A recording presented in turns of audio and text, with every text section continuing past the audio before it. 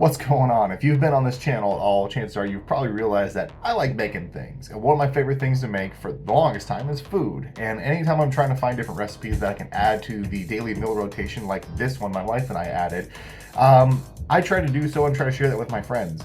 Now, you guys, I would consider to be friends. You guys are part of the community that I'm looking to build, and I want you guys to be able to have a nice, quick, and easy recipe that if you are a single person just getting started learning how to cook, this only uses one pan and a few basic ingredients to make. But it's nice and easy that if you wanted to go and whip up a whole lot more because you have friends coming over looking to play some board games or something with you, or if you're trying to feed your family, this is a nice crowd pleaser that's pretty kind of tame, and just about everybody likes chicken strips nowadays. So if you find it interesting, if you've enjoyed it or you learned something, make sure to like, share, subscribe to all the rest of the YouTube stuff. But without further ado, let's roll on over to the video.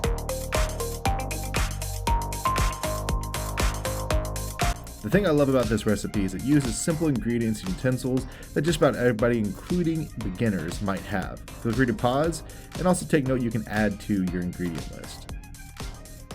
In step one, we're going to add some oil to the pan and turn that burner to high. Let's get this thing going. After that, we're going to start doing some rounds of seasoning, adding poultry seasoning, then salt, and then pepper. We're going to take a moment to mix our eggs up, and this will be what we use in order to coat our chicken to allow the flour and the breadcrumbs to stick better to our chicken strips. Typically, I usually do 2 to 3 rounds in the flour mix, but it's really up to you to your preferred taste, and feel free to add different seasoning to it because that's going to be our breading for the chicken strips. I'm not sure why I chose the smallest cutting board in my entire house, but here I am getting rid of some of the excess fat and skin from the chicken right before I start cutting some strips out.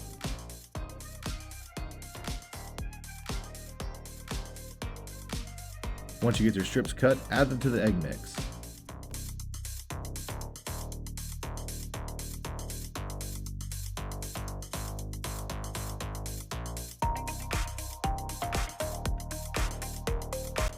Now it's time to add the breading. We're going to take our strips covered in egg and we're going to coat each strip fully in the flour mix that we have with all of our seasoning. We're going to then press it into the breadcrumbs that we have, and you want to press a little bit harder firmly to make sure that the breadcrumbs actually adhere to the pieces. You should see a little bit sticking out. It's okay if some of them fall off. Then take your strip, stick it over in the oil, and let it start cooking.